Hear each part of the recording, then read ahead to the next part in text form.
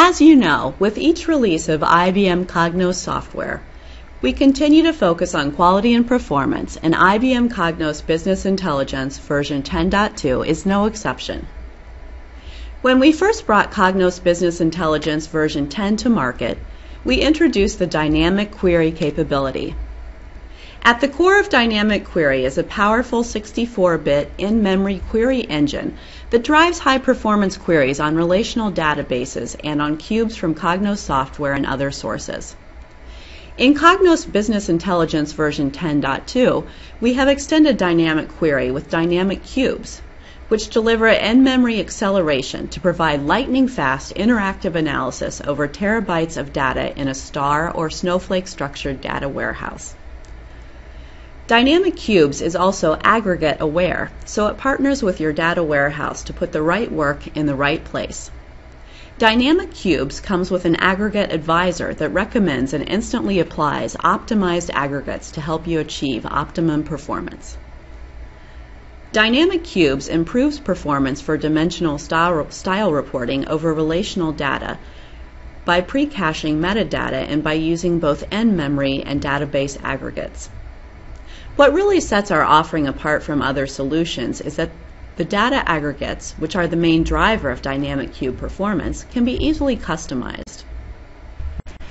In this demo, we've built a dynamic cube against TCP-DS, the Transaction Processing Performance Council's decision support benchmark standard, with a 1 terabyte scale factor with approximately 3 billion rows in the fact table.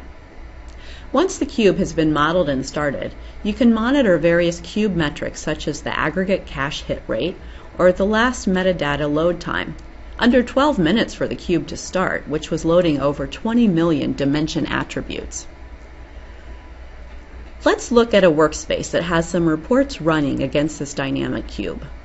For example, here's a bubble chart that represents the top 100,000 customers. At the top right, here's a chart that shows gross profit across the income band. Looking at the seemingly identical columns, you could argue that this chart has limited value.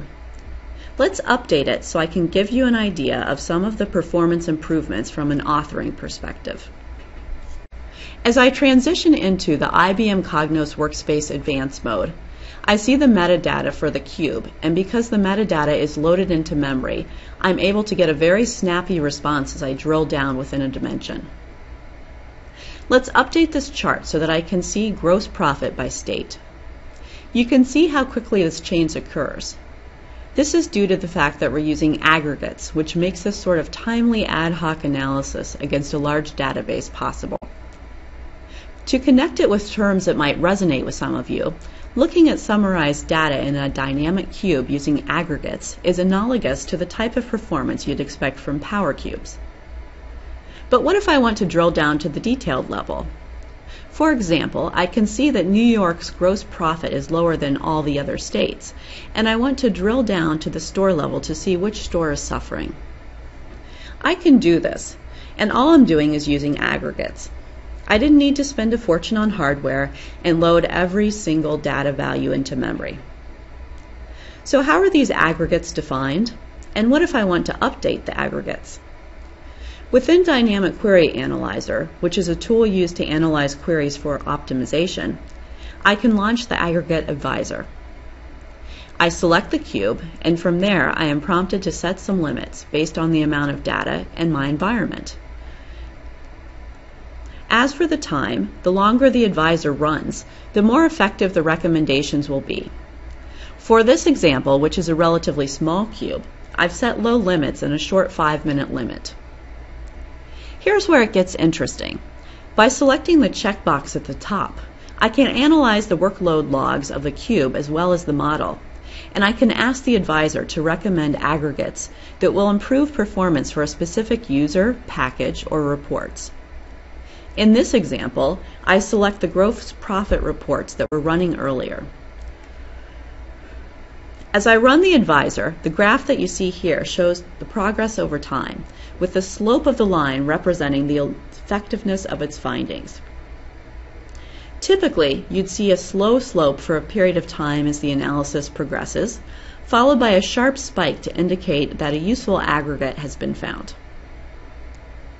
As interesting as it would be to watch the chart progress for an hour, I'll just skip to the results. I can see the recommended in-database aggregates, which I can pass to the database analyst to implement, and I can see the recommended in-memory aggregates that I can implement with a single click. The great thing is that all I need to do now is restart the cube. So within 12 minutes, the metadata is reloaded and the cube is fully available. The aggregates will take a bit more time to load, but as each one loads, reports will automatically use them. So that was an overview of dynamic cubes. There's large data performance without costly hardware and simple performance tuning and maintenance.